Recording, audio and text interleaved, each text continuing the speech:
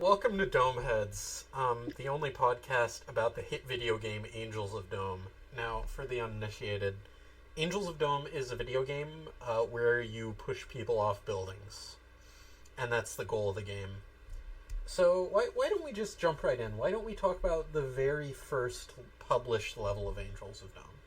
I don't mean like. Well, the very first published level of Angels of Dome was pretty simplistic because it's kind of a tutorial level, but it doesn't really market itself as a tutorial level. It's one of those levels where you just kind of get thrown in and have to figure it out as you go.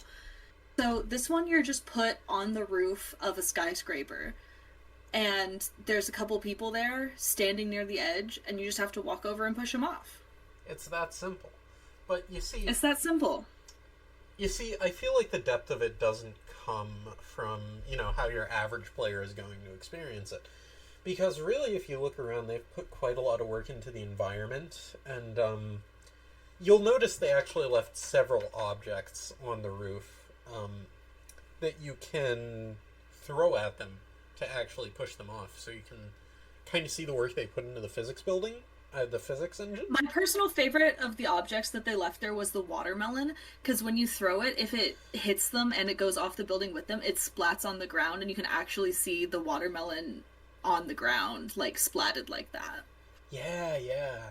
I mean, that's especially good in the new updated engine because they have updated watermelon splatter, which Oh, obviously do they they? I use haven't for seen other that things. yet. Yeah. Obviously, they don't mostly use it for watermelons. It's mostly for, heads and stuff. But, yeah, no, the original physics engine, the watermelon would just kind of break into pieces. It was a little bit unsatisfying, but you kind of got what they were going for. It was a pretty unique level. I mean, there's a reason that skyscrapers are, the classic setting. That's your average setting for an Angels of Dome level, as we all know. Yeah, because if you're going to push someone off a building, it might as well be a skyscraper where you're going to do the most damage. Right, it might as well be a skyscraper. That's the first thing you think of. You think, I want to push someone off a building. Whenever you think that, which is often in your daily life, you say, oh, skyscraper, downtown, easy. What I think is really interesting, actually, about the particular skyscraper they used was that, okay, it was clearly supposed to be the Tribune building in Chicago. We all know that. But there are a couple Yeah. of really interesting differences. This was kind of before the world was established. So it's not difficult to see, your typical Chicago landmarks. You can see what is clearly Lake Michigan. You can see the Loop. You can see, the Magical Mile and all that. But it's the Tribune building, but it's not the Tribune building. It's missing some of, the typical flying arches. It's still very, very much in the same architectural style. But, I think they did something interesting with it. Yeah, and I think it was really interesting of them, too, to try and tie it into the real world more, instead of just keeping it in the fantasy world that so many of their levels are. So, by tying it more into the real world, it has more connotations of, actual morality, instead of the morality system that works separate from the real world, where pushing people off of buildings is good, but if it's more tied into real life, you have to think about, well, how is this going to affect people if I push someone off of a building? Right, and of course, the idea is angels don't have free will. We know this. So I feel like it's really interesting commentary on that you have to push them off the building anyway, otherwise the level just doesn't end. By the way, Angels of Dome developers publish the World Trade Center level.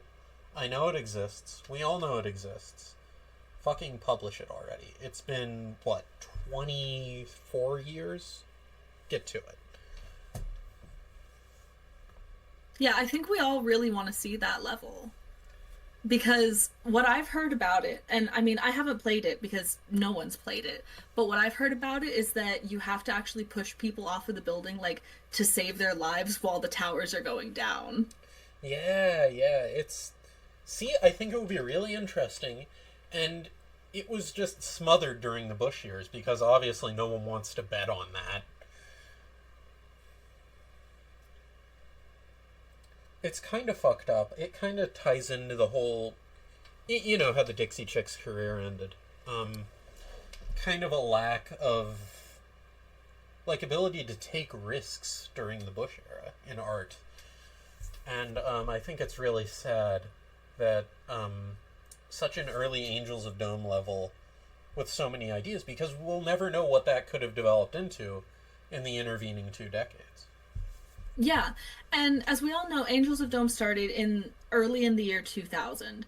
And so after 9/11, that was really influential in the development of later levels of Angels of Dome Right, like because there was a lot of imagery of people falling off of buildings that was similar to what happened in 9/11. right. I think that was one of the main things that actually pushed the pivot to a more fantasy world because obviously you can't. Angels of Dome is primarily made for an American audience. Let's not kid ourselves here. It's a very American game. The studio's American. They're based in Chicago. Although I Um, have heard that it has a good following in South Korea. Fucking course it does. Why not? I mean, it's it's always either South Korea or Japan that has like some weird little. You see this with like one-hit wonders where they have like 5 additional hits in Japan, and there's no Yeah. real reason you can discern for this. It's weird. But the thing about Angels of Dome is I don't think it's a one-hit wonder. I think every level just keeps giving something new. Oh yeah, I mean, there are very few dull levels in this game. It's a very deep game. I I think I attribute that to like the breadth of developers that they hire because of course it's a bit of a revolving door and you'd expect that to be bad, but it's kind of not because they keep a lot of the same upper direction. They keep a lot of the like physics engine people on for a long time. So you feel that unity, but in terms of level design, it's very different from year to year, even month to month. Of course, that's to say nothing on like the effect this has on the developers themselves, but that's a whole nother topic, like whether they 100% are cool with what they're getting into. It's a lot. Yeah, and you have to really ask, like, since it's not a super well known game outside of certain circles, you have to really ask if the developers fully know what they're getting into, if they've even played the game before they start working on a new level. Right, exactly. I think, honestly, ethical concerns aside, I think it's almost good that some of these developers don't know much about the game to begin with. It allows that sort of fluidity that you see in this game. And obviously it's bad that they're entering into this situation perhaps without a full understanding. But from the player side, honestly, I think it improves the experience. Yeah, because what really happens is you just get such an eclectic mix of levels that, like, no two really are the same because there's so many new ideas being brought in from different developers that I think it makes for a really interesting play style. Oh yeah, I mean, especially you can see this even in the first pack of levels because well, the first pack obviously this was one of the first games developed over the internet. They had, their own IRC channels and such. Um it was you would expect it to be kind of a worldwide phenomenon from the start, but it kind of wasn't. This was mostly Midwestern. Of course, the two lead developers met in high school. Um, but no, it was still you got very much an eclectic mix of different philosophies. To you can almost see like the sorts of games that these original developers preferred. You could differentiate the PC people from the Nintendo 64 people even with the level Yeah. geometry and design. And I think another one of the early levels that really made some of the different developer styles show was comparing that very first level to the second level. And we all remember what happened in the second level. That's the one where you're on another similar skyscraper, but instead of the people just being on the edge there, they're in the center of the roof of the skyscraper and you have to entice them over to the edge. And so instead of it just being a straightforward, like almost point and click from just, Oh, you're talking about the rooftop restaurant level. Oh, okay. yeah. You're using the release order, not the development order. Okay, Yeah, okay. sorry about that. I should have specified. But yeah, they're at the rooftop restaurant. You've got to, I think You that got to get them one's. to stop eating and go over to the edge of the roof where you can push them off. And that one shows a lot more problem solving than just straightforward push someone off a building. And I really liked what that showed.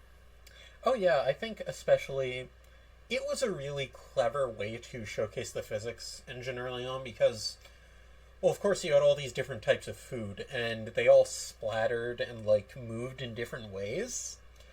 Especially for 2000, that's really, really impressive. I don't think people appreciate that enough. And Yeah. basically, you've got, of course, the idea is that you start a cascading food fight and in the chaos. But there are other ways to do it too. It's most people don't, acknowledge this the first time around because they just go for the obvious solution. They're new to the game. But no, there's much more you can do than the classic food fight cascade.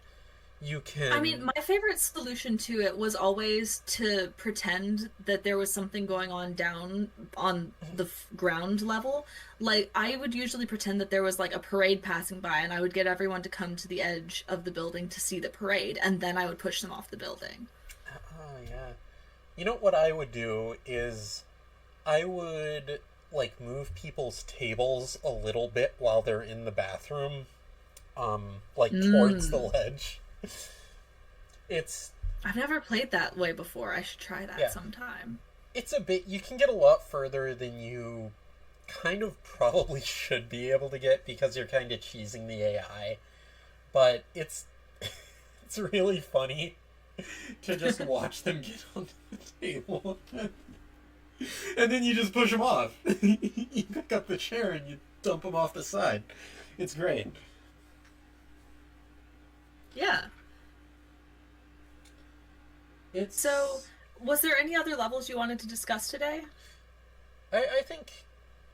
I think probably one more, and then we're like the original release of the game. Um, of course, there was only one more really, really interesting level, which I liked.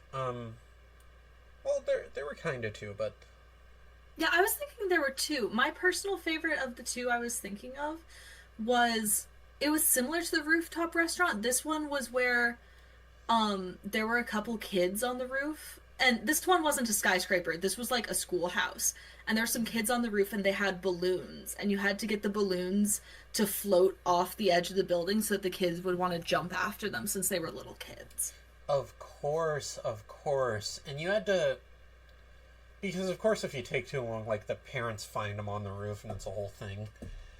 So Yeah. you've got to either do it quick or keep them distracted somehow, which I thought was really a great introduction to an element that we see a lot in the game, which is the sort of distractions, the juggling of like different people's like attention.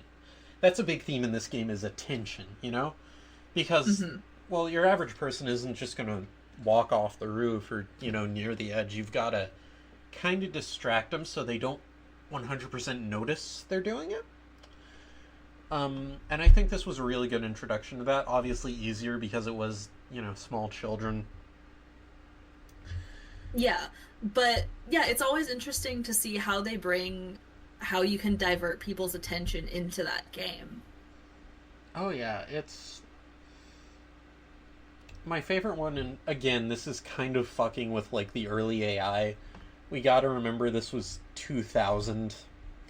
Um, where basically And they intended you to do this, even though it's kind of silly. It was kind of setting up the original tone of the game. Of course, some developers have taken a much darker, much more serious direction, but my favorite was where you got the chalk and you like set up the hopscotch board, right? Except, of Mm-hmm. course, the end of it. It's The off end of the it is just off the yeah, it's just building. off the building. But again, you're working with small children in that type of level, so it's easier to fool them into just jumping off the building instead of having to push them off yourself. Right, it's a bit slapstick comedy, kind of in the tradition of some of the shooters we saw in that era.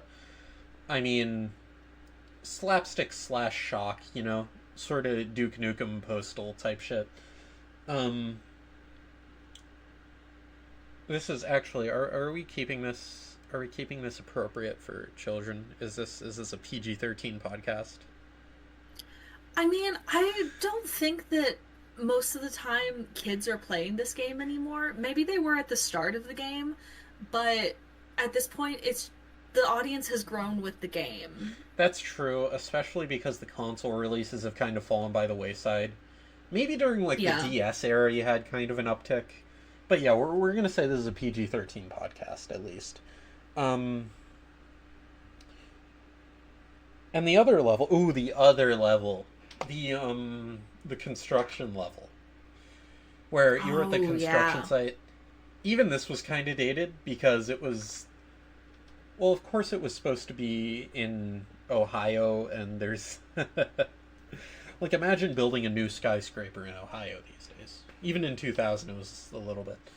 You could kind of see that the original developer is very much skewed Midwestern. Hmm. But basically you had to deal with the construction workers. And some of them were kind of easy to push off, especially, strangely enough, the more seasoned ones. Because, well, I think the idea was that they were kind of, complacent and a little more lax about their safety measures, but Yeah, because they've been working for so long that they're just used to doing everything and it's routine for them. So if you just slightly change the routine, then they're gonna fall off the yeah, building. they just fly right off the building. And especially because, well, after the Golden Gate Bridge, or no, they established this for the Golden Gate Bridge, was the first major construction project to use this. After all the deaths on the Hoover Dam, the safety net's required. So you gotta kind of deal with that. So, honestly, what I found was the most effective method was to push the foreman off first. I know a lot of Mm. people think that because, he's the special achievement, you don't actually have to push him off to win. But no, I always go for him first just because it makes it that much easier. See, the way I usually play that level is to sabotage the nets. If you cut a couple bigger holes in it, then they can fall through the holes in the net. That's true, but then you're kind of limited in what you can go for. You've got to kind of aim for your holes. Mm, Um, yeah. I do that every night, but in an Angels of Dome scenario. Yeah. Yeah, if you're, I think if you're a true Domehead, you've kind of gone over these levels with a fine tooth comb. So we're gonna skip, the duller ones, Yeah. like the second skyscraper level, you know, or Yeah, even at a certain point, there's so many skyscraper levels that there's only so many new things we can say about them, yeah, even unless they have some unique quality.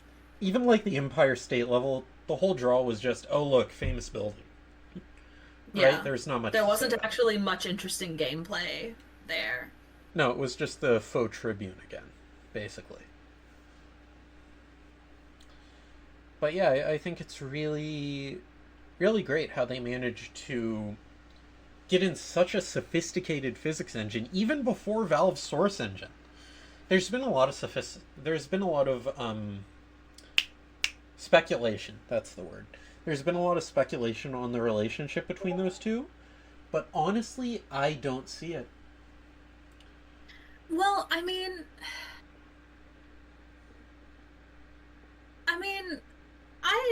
I see there's a little bit of relation, but I'm kind of on your side here. I don't think they were super related. No, I mean everyone But kind of wants it to be like, oh, Gabe Newell stole the Angels of Dome physics engine because that makes for a much more interesting story. That makes for like some H bomber guy shit or whatever. But oh, we have a special guest we have a today. special guest today. This is everyone's favorite Domehead. Would you like to tell us about your favorite level of Angels of Dome while you're here? Yeah. Oh yeah, that has to be level 33. And you have to get like all the children in a line in order to get it all the way off. Oh yeah. That's similar. That's pretty similar to the schoolhouse episode level that we just talked about. Episode. Yeah. Where you have to get them to chase the balloons off the roof by blowing the balloons away from the roof, and then they just jump after them.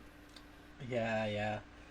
Well, with all that being said, I think we've pretty much got today's episode under wraps. I think we've talked about like the high points of the first few levels to be released. If not necessarily the first few levels to be developed. That's a whole different subject. We'll get into that later. But, yeah, that's for another episode. Yeah, this has been Domeheads. Keep watching the precipices. We'll see you next time.